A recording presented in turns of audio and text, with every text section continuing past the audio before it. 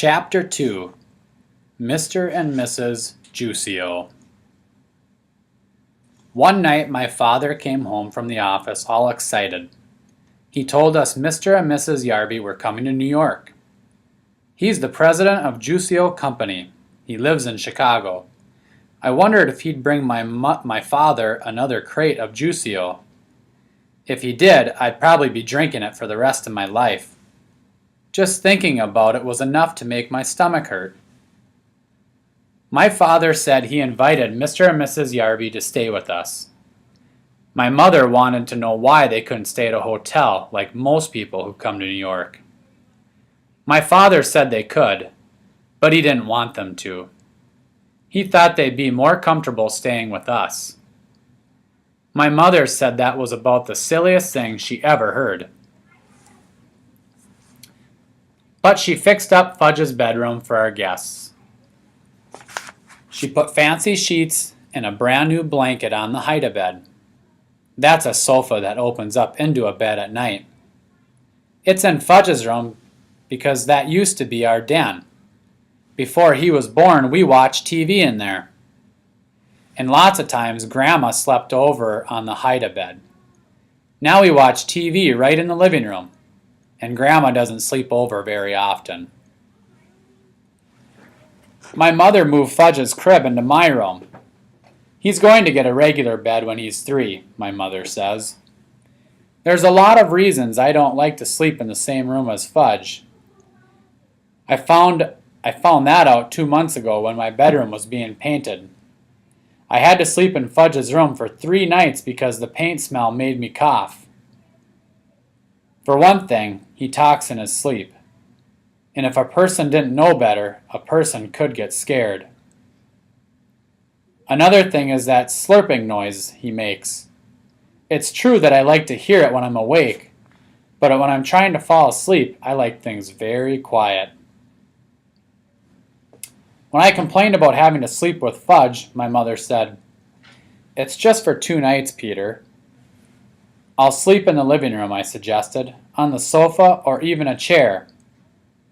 "No," my mother said, "you will sleep in your bedroom, in your own bed." There was no point in arguing. Mom wasn't going to change her mind. She spent the day in the kitchen. She really cooked up a storm. She used so many pots and pans, Fudge didn't have any left to bang together. And that's one of his favorite pastimes, banging pots and pans together. A person could get an awful headache listening to that racket. Right after lunch, my mother opened up the dinner table. We don't have a separate lit dining room.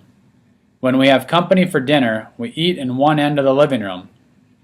When Mom finished setting the table, she put a silver bowl filled with flowers right in the middle. I said, "Hey, Mom, it looks like you're expecting the president or something." "Very funny, Peter," my mom answered. Sometimes my mother laughs like crazy at my jokes. Other times she pretends not to get them. And then there are times when I know she gets them, but she doesn't seem to like them. This was one of those times. So I decided no more jokes till after dinner. I went to Jimmy Fargo's for the afternoon. I came home at 4 o'clock. I found my mother standing over the dinner table mumbling. Fudge was on the floor playing with my father's socks. I'm not sure why he likes socks so much, but if you give him a few pairs, he'll play quietly for an hour. I said, "Hi, Mom, I'm home." "I'm missing 2 flowers," my mother said. I don't know how she noticed that 2 flowers were missing from her silver bowl, but there were at least a dozen of them left. But sure enough, when I checked, I saw 2 stems with nothing on them. "Don't look at me, Mom," I said. What would I do with 2 measly flowers?" So we both looked at Fudge. "Did you take Mommy's pretty flowers?" my mother asked him. "No take," Fudge said. He was chewing on something. What's in your mouth? What's in your mouth? My mother asked. Fudge didn't answer. Show Mommy. No show, Fudge said. Oh yes. My mother picked him up and forced his mouth open. She fished out a rose petal. What did you do with Mommy's flowers? She raised her voice. She was getting really upset. Fudge laughed. Tell Mommy. Yum, Fudge said. Yummy, yummy, yummy. Oh no, my mother cried, rushing to the telephone. She called Dr. Cohn. She told him that Fudge ate 2 flowers. Dr. Cohn must have asked what kind, because my mother said, Roses, I think, but I can't be sure. One might have been a daisy. There was a long pause while my mother listened to whatever Dr. Cohn had to say. Then Mom said, Thank you, Dr. Cohn, and she hung up. No more flowers, she told Fudge. You understand? No more, Fudge repeated. No more. No more. No more. My mother gave him a spoonful of peppermint-flavored medicine, the kind I take when I have stomach pains. Then she carried Fudge off to have his bath. Leave it to my brother to eat flowers. I wondered how they tasted. Maybe they're delicious, and I didn't know it because I'd never tasted one, I thought. I decided to find out. I picked 1 petal from a pink rose. I put it in my mouth and tried to chew it up. But I couldn't do it. It tasted awful. I spit it out in the garbage. Well, at least now I knew I wasn't missing anything great. Fudge ate his supper in the kitchen before our company arrived. While he was eating, I heard my mother remind him. Fudgy's going to be a good boy tonight. Very good for Daddy's friends. Good, Fudge said. Good boy. That's right, my mother told him. I changed and scrubbed up while Fudge finished his supper. I was going to eat with the company. Being 9 has its advantages. My mother was all dressed up by the time my father got home with Yarbies. You'd never have guessed that my mom spent most of the day in the kitchen. You'd also have never guessed that Fudge ate 2 flowers. He was feeling fine. He even smelled nice, like baby powder. Mrs. Yarby picked up right away. I knew she would. She looked like a grandmother. That type always makes a big deal out of Fudge. She walked in the living room cuddling him. Then she sat down on the sofa and bounced Fudge around on her lap.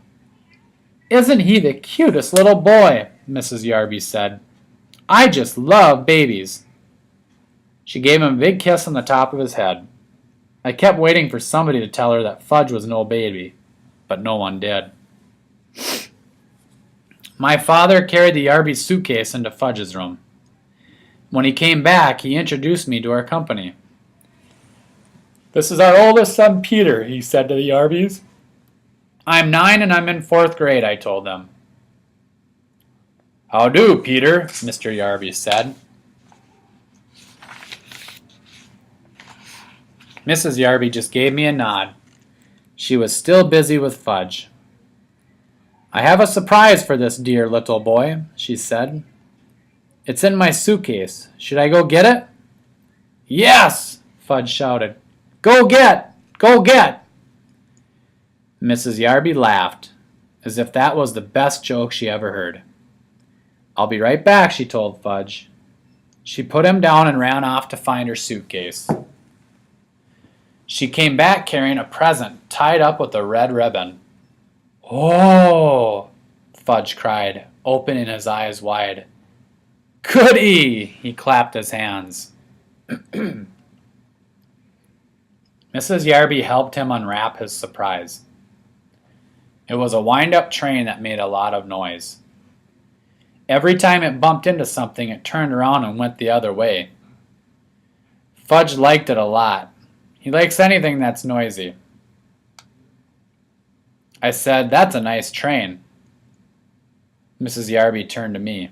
"Oh, I have something for you too. Peter," I reminded her. "My name is Peter." "Yes, well, I'll go get it." Mrs. Yarby left the room again. This time she came back with a flat package.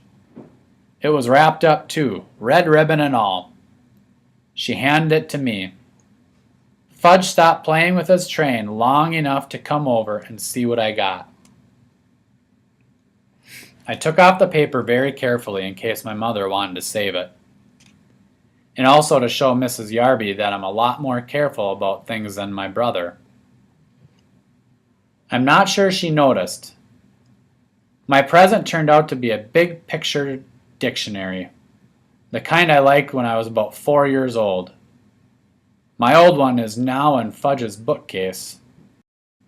"I don't know much about big boys," Miss Yarby said, "so the lady in the store said a nice book would be a good idea." A nice book would be a good idea, I thought. But a picture dictionary? That's for babies. I've had my own regular dictionary since I was 8. But I knew I had to be polite, so I said, "Thank you very much. It's just what I've always wanted." "Oh, I'm so glad," Mrs. Yarby said. She let out a long sigh and sat back in her sofa. My father offered the Yarbys a drink. Good idea, Mr. Yarby said. "What'll it be?" my father asked. What'll it be?" Mr. Yarby repeated, laughing. "What do you think, Hatcher?" "It'll be Juicio. That's all we ever drank. Good for your health," Miss Yarby pounded his chest.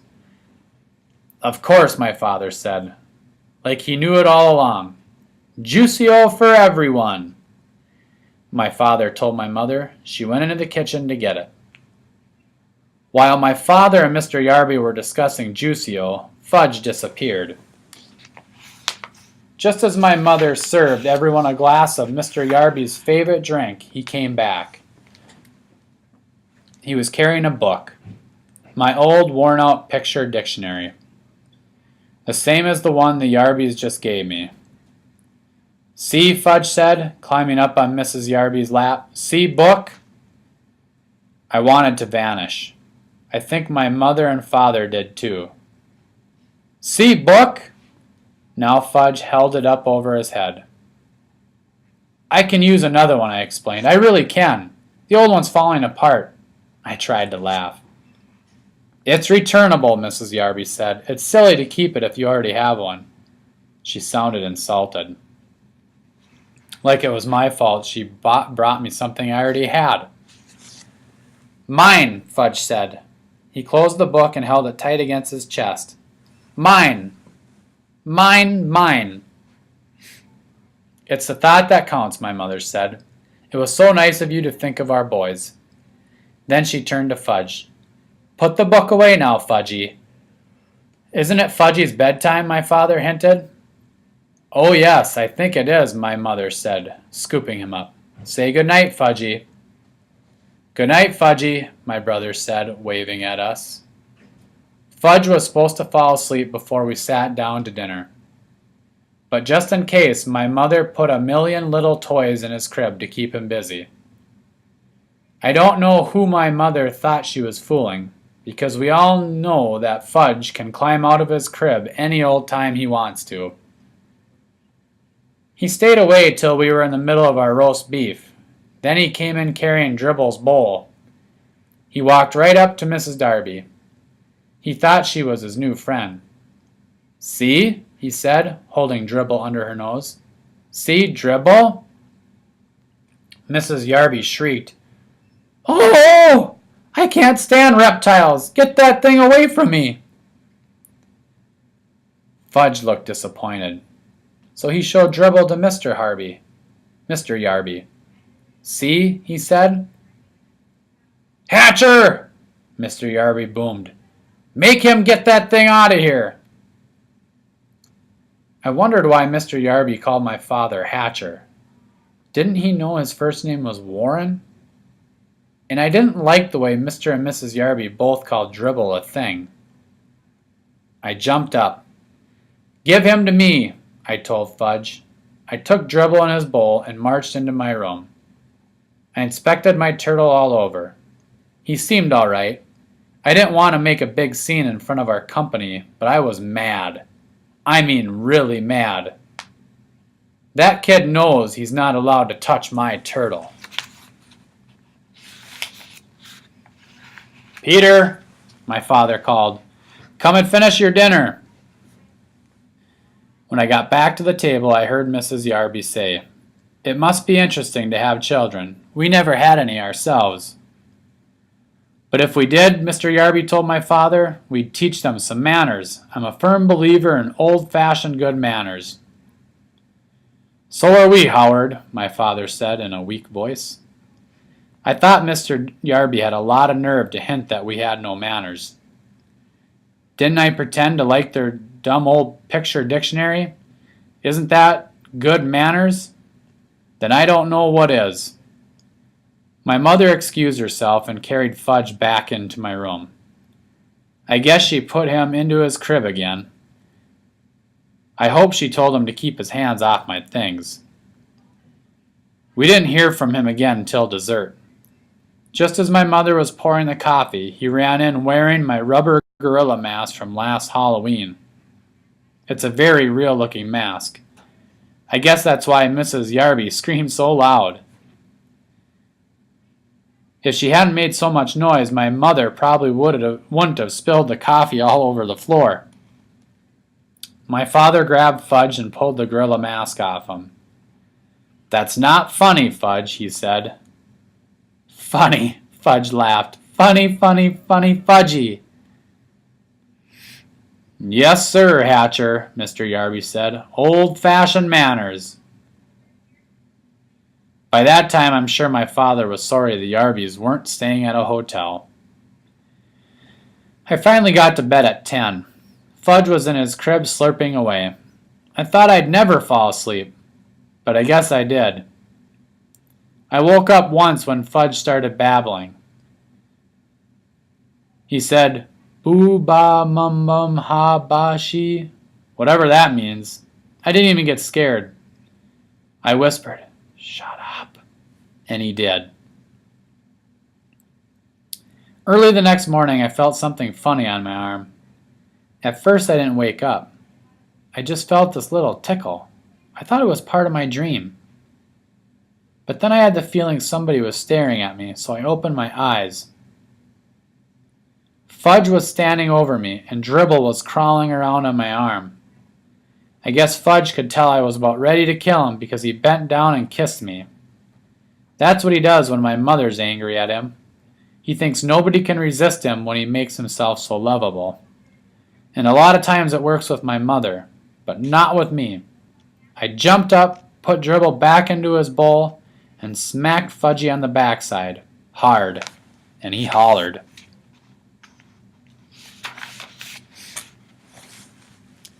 My father came running into my room. He was still in his pajamas. He whispered, "What's going on in here?" I pointed at Fudge and he pointed at me. My father picked up my brother and carried him off. "Go back to sleep, Peter," he said. "It's only 6 o'clock in the morning." I fell asleep for another hour, then woke up to an awful noise. It was Fudge playing with his new train. It woke up everybody, including the Yarbys. But this time there was nobody they could blame. They were the ones who gave Fudge the train in the first place. Breakfast was a very quiet affair. Nobody had much to say. Mr. Yarby drank 2 glasses of Juicio. Then he told my father that he and Mrs. Yarby had their suitcases packed. They were leaving for a hotel as soon as breakfast was over. My father said he understood, that the apartment was too small for so many people. My mother didn't say anything. When Mr. Yarby went into Fudge's bedroom to pick up his suitcase, his voice boomed, "Hatcher!" My father ran towards the bedroom. My mother and Mrs. Yarby followed him. I followed them. When we got there, we saw Fudge sitting on the Yarby's suitcase.